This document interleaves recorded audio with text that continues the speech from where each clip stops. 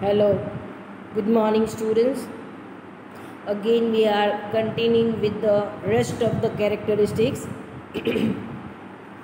હવે આપણે આગળની characteristics further explain કરીએ છીએ. This is the part 3. ગઈકાલે આપણે characteristics part 1 માં 4 જોઈ હતી. એ 4 characteristics આપણી હતી એ આ હતી artificial person, separate legal entity, common civil and perpetual successions. આજે આપણે પાર્ટ 2 ની અંદર જે જોઈ એ 3 જોઈ, limited liability, transferability of shares and mode of formation. So again we are continuing with the part 3. In part 3 we will refer the rest of the characteristics. Part 3 ની અંદર આપણે હવે બાકીની જે કોઈ characteristics છે કંપનીની એ જોશું.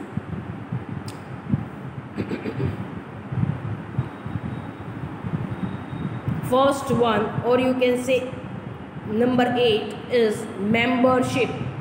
Membership ની અંદર શું કહે છે કે ભાઈ if you wish to start with the private company, then in that particular case minimum 2 members are required. That means with the help of minimum 2 members you can start with the private company. Membership, you can extend the membership up to 50.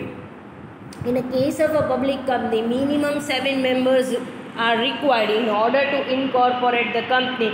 You can earn the member, and a maximum number of the membership is not limited one. That means unlimited number of members you can join in a public company. Clear?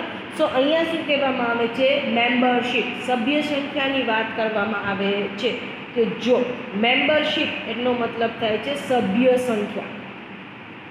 કંપનીમાં કેટલી સભ્ય સંખ્યા જોઈએ તો એ કહે કે ભાઈ અહીંયા એમ કહેવું છે કે જો તમારે ખાનગી પેઢીની શરૂઆત કરવી છે તો ઓછામાં ઓછા 2 સભ્યો જોશે.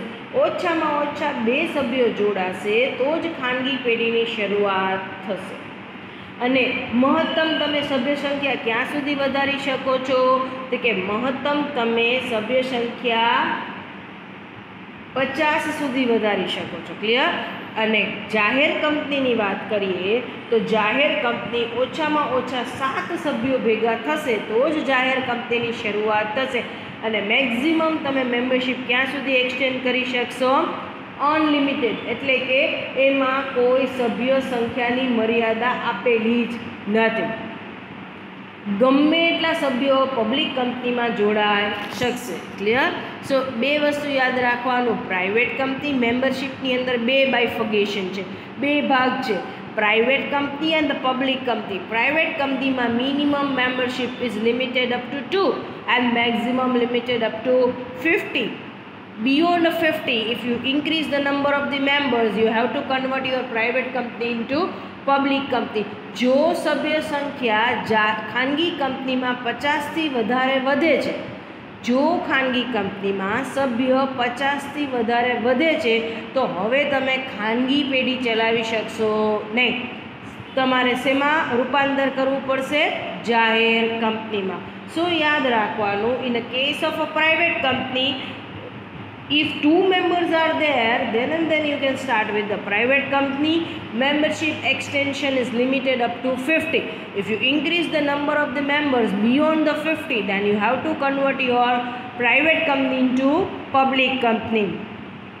And in the case of a public company, if minimum 7 members are there, then they can start and obtain the registration under the head of public company, and the maximum number of the members is not are not limited.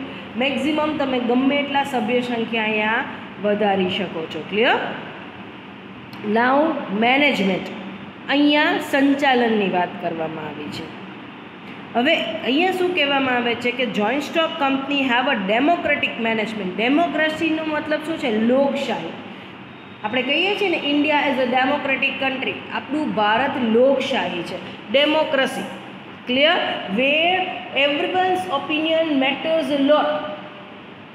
જ્યાં હરેક વ્યક્તિનો નિર્ણય છે એને ધ્યાનમાં રાખવામાં આવે છે, હરેક વ્યક્તિને પોતાનો નિર્ણય લેવાનો અધિકાર છે. પોતે જેમ ઈચ્છે એમ એ કરી શકે છે, એટલે આપણે એને શું કહે છે? ડેમોક્રેસી. આપણું ભારત છે સ્વતંત્ર ભારતના સ્વતંત્ર નાગરિક તરીકે ઓળખીએ છીએ. ટૂંકમાં આપણે જેમ કરવું છે એમ આપણે કરી શકીએ છીએ, આપણું મંતવ્ય છે એ ગણવામાં આવે છે. તો અહીંયા શું કહેવામાં આવે છે? Company operate on a principal of democracy. Even though shareholders are the owner of the company, all of them cannot participate into the management process. So, company is managed and run by elective representative called directors. અહીંયા શું કહેવામાં આવે છે કે company છે એ લોકશાહીના સિદ્ધાંત ઉપર છે. It means in a company form of the organizations, whenever they wish to arrive at any decision, shareholders are invited to participate into decision making process. They are invited to cast the vote. They have a right to express their opinion. But shareholders are scattered all around the world. So it is not possible for shareholders to come down to the company at every point of time and to participate into the management process. So company basically run by its elective representative who are elected by shareholders and named as directors. અહીંયા શું કહે છે? કંપનીના સંચાલન વિશે વાત કરે છે કે મેનેજમેન્ટનો મતલબ છે સંચાલન. કંપનીનું સંચાલન કેવી રીતના થાય છે એની અહીંયા ચર્ચા કરવામાં આવેલી છે. તો કે ભાઈ કંપની છે એ લોકશાહીના સિદ્ધાંત ઉપર ચાલે છે કે ભાઈ કંપનીની અંદર નિર્ણયો કોના દ્વારા લેવાય છે? એક કે બે વ્યક્તિઓ નિર્ણય લેતા નથી, પણ જેટલા પણ શેર હોલ્ડર્સ છે, શેર ધારકો છે, એ બધા શેર ધારકોનો મંતવ્ય લેવામાં આવે છે. તમામ શેર ધારકોને સંચાલનમાં ભાગ લેવાનો અધિકાર છે, નિર્ણય લેવાનો અધિકાર છે. સો જ્યારે પણ whenever they wish to arrive at a decision, જ્યારે પણ કંપનીમાં કોઈ નિર્ણય લેવાની વાત આવે કે તમામ સંચાલકો ભેગા થઈ અને નિર્ણય લે છે, મત કરે છે અને નિર્ણય લે છે. પણ બધી વખતે શેરધારકો કંપનીમાં આવી અને એક નાના મોટા નિર્ણયો લે એ શક્ય નથી, કારણ કે એ તો બધી જગ્યાએ વિસ્તરાયેલા છે, ઘણા બધા છે. સો અહીંયા રોજબરોજનું સંચાલન ચલાવવા માટે in order to run day to day and the routine management, shareholders elect a representative named directors. રોજબરોજનું સંચાલન ચલાવવા માટે કંપનીના શેરધારકો અહીંયા કોની ચૂંટણી કરે છે? ડિરેક્ટર્સ, જેને સંચાલકો કહેવામાં આવે છે. એ સંચાલકો કંપનીનું સંચાલન કરે છે. So management means the company operate on the principle of democracy. So each and every shareholders have a right to cast the vote and to participate into the decision making process. But it is not every time possible for shareholders to arrive at the company and to participate and to take up with the decision. So they elect the representative named directors, and the directors are responsible to manage the day-to-day task. If the severe questions are there, or if the question is such like that which affects the interest of the shareholders and the company at a larger extent, then shareholders are invited to participate into the decision making process. Otherwise, routine management, day-to-day management, operation management basically done by directors. Next one છે capital. કેપિટલનો મતલબ છે મૂડી. સો કંપનીમાં મૂડી કેવી રીતના ઊભી થાય છે? આ કાંઈ ભાગીદારી પેઢી થોડી છે કે partner A basically contribute X amount of capital, B partner bring a capital, C partner bring a capital. ના, અહીં મૂડી તમારે રોકવી છે, કંપનીમાં તમારે મૂડી રોકવી છે તો તમારે સિક્યોરિટી પરચેસ કરવી પડશે. Security that means long term or short term securities, એટલે કે share, equity share, preference shares, debenture, bond, એની બધી વાત કરવામાં આવે છે. ટૂંકમાં અહીં તમારે મૂડી રોકવી છે તો તમારે કાં તો લાંબા ગાળાના કાં તો ટૂંકા ગાળાના, લોંગ ટર્મ અને શોર્ટ ટર્મ, લાંબા ગાળાના કાં તો ટૂંકા ગાળાના શેર્સ કે સિક્યોરિટીમાં તમારે ભરવું પડશે. સો if you wish two invest a capital in a company, if you wish to contribute the capital in the company generates its capital via issue of long term and the short term security. Company પોતાની મૂડી કેવી રીતના ઊભી કરે છે તો કે company છે એ ટૂંકા ગાળાના કાં તો લાંબા ગાળાના શેર કે સિક્યોરિટી બહાર પાડી મૂડી ઊભી કરે છે. સો જે કોઈ વ્યક્તિને કંપનીમાં ભરવું છે, મૂડી રોકાણ કરવું છે, એ લોકોએ જે તે કંપનીના શેર્સ કે ડિબેન્ચર ખરીદવા પડશે. સો કંપની કેવી રીતના મૂડી ઊભી કરે છે? કંપની છે એ equity share, preference shares, debentures આ બધું બહાર પાડી અને મૂડી ઊભી કરે છે.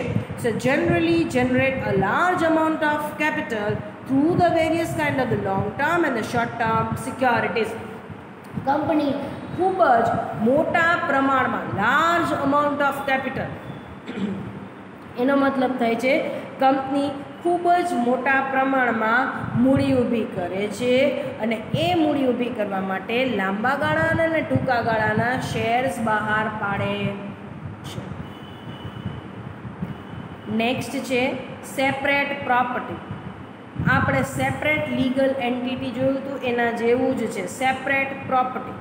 The property of the company can be used for the company's purpose or a business, not for the personal benefit of shareholders. Separate property, કંપનીની મિલકત અલગ છે, કંપનીની મિલકત સભ્યોની મિલકત છે નહીં. So members and the shareholders can utilize the property of the company for not for their personal benefit. They require to use a company's property for company's purpose, company's business purpose only. અહીંયા શું કહેવામાં આવે છે? Separate property એટલે કે અલગ મિલકત. કંપનીની મિલકત છે, સભ્યોની મિલકત છે નહીં. સભ્યો ક્યારે કંપનીની મિલકત પોતાના વ્યક્તિગત લાભ માટે વાપરી શકશે નહીં. સભ્યો ફક્ત ને ફક્ત કંપનીની મિલકત કંપનીના ધંધાકીય હેતુથી જ વાપરી શકશે. Property of the company doesn't belong to member. સભ્ય કંપનીની જે મિલકત છે એ સભ્યોની માલિકીની મિલકત નથી. સો સભ્યો એ મિલકત વાપરી શકશે પણ કંપનીના હેતુથી જ વાપરી શકશે, કંપનીના કામથી જ વાપરી શકશે. પોતાના વ્યક્તિગત લાભાર્થે એ મિલકત વાપરી શકશે નહીં. Now the termination of its existence. ટર્મિનેશનનો મતલબ થાય છે ટર્મિનેટ કરવું, means come to an end. Terminate કરવું એટલે પૂરું કરવું, અંત લઈ આવવાની વાત છે. ક્લિયર?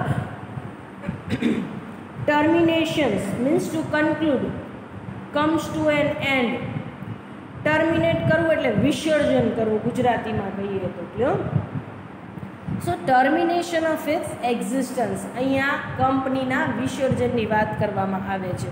તો કે being an artificial personality, a company cannot die a natural death.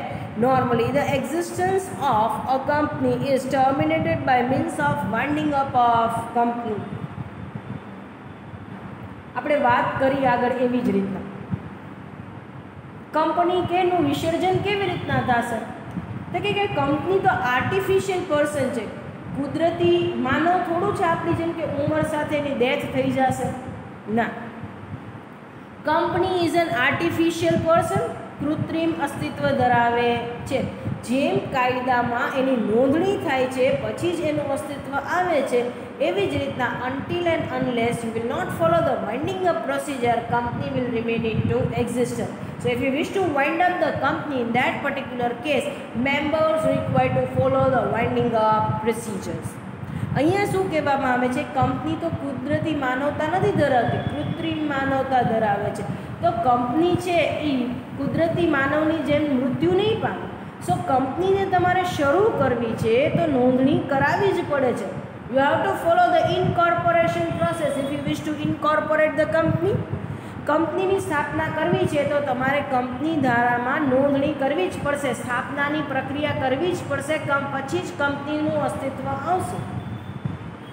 તો એવી જ રીતના જો તમારે કંપની બંધ કરવી છે તો તમારે કાયદાકીય રીતના વિસર્જનની પ્રક્રિયા કરવી જ પડશે, પછી જ કંપની બંધ થશે.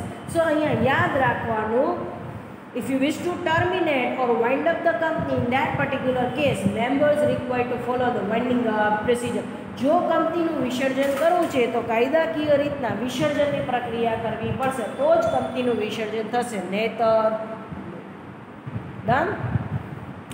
સો again we are repeating the characteristics. આપણે આજે પાર્ટ 3ની અંદર 8th કેરેક્ટરિસ્ટિક્સ સ્ટાર્ટ કર્યું હતું. મેમ્બરશિપ, અહીંયા સભ્ય સંખ્યાની વાત કરવામાં આવે છે. ખાનગી કંપનીની સભ્ય સંખ્યાની લિમિટ શું છે, મર્યાદા શું છે, અને જાહેર કંપનીની સભ્ય સંખ્યાની લિમિટ મર્યાદા શું છે એની વાત કરી. Here in the 8th characteristics we are talking about the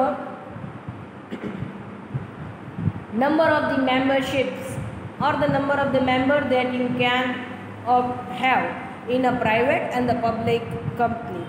Management, અહીંયા સંચાલનની વાત કરી હતી. Clear? So how the company manage its affairs, how the company run its business. Clear?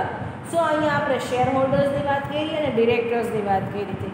સંચાલનની અંદર આપણે વાત જોઈ હતી કે કંપનીનું સંચાલન કેવી રીતના થાય છે અને કોના દ્વારા થાય છે. તો કે સંચાલકો દ્વારા થાય છે. તો સંચાલકોની ચૂંટણી, નિમણૂકી કોણ કરે છે? Who elect the representative of the company? Share holders. Capital, આપણે મૂડીની અહીં વાત કરી હતી. How the company can generate its capital, company પોતાની મૂડી કેવી રીતના ઊભી કરે છે? તો કે આપણે જોયું હતું via issue of shares and security. Share મૂડી દ્વારા કંપની શેર બહાર પાડી કંપની પોતાની મૂડી ઊભી કરે છે. સેપરેટ પ્રોપર્ટી, એની અંદર આપણે જોયું હતું અલગ મિલકત. કંપનીની મિલકત સભ્યોની મિલકત નથી. સો ક્યારેય પણ સભ્યો પોતાના પર્સનલ બેનિફિટ માટે કંપનીની મિલકત વાપરી શકશે નહીં. Members cannot utilize the property of the company for their personal benefit and a personal use. They require to use the company's property for company's business only. Next and last આપણે જોયું તો termination of its existence. Terminate કરવું means to come to an end or to conclude. અહીંયા વિસર્જનની વાત કરવાની વાત છે, બંધ કરવાની વાત છે. કંપની કેવી રીતના બંધ થાય છે, વિસર્જન થાય છે. So if you wish to wind up the company in that particular case, officially you require to follow the legal winding up procedures. જ્યાં સુધી તમે કાયદાકીય પ્રક્રિયાથી કંપનીનું વિસર્જન નહીં કરો ત્યાં સુધી કંપનીનું એક્ઝિસ્ટન્સ રહેશે, કંપની ચાલુ રહેશે. સો unless and until you will not follow the winding up procedure for the company will remain into existence. Done? So hereby we are completing our all characteristics. આપણે 12 કેરેક્ટરિસ્ટિક્સ કમ્પ્લીટ કરી છે, part 1, part 2 અને part 3ના ફોર્મમાં. Clear? From tomorrow onwards or you can say in the next sessions we'll again start with the another topic, or you can say with the third topic, that is the advantages of a joint stock company. Thank you so much.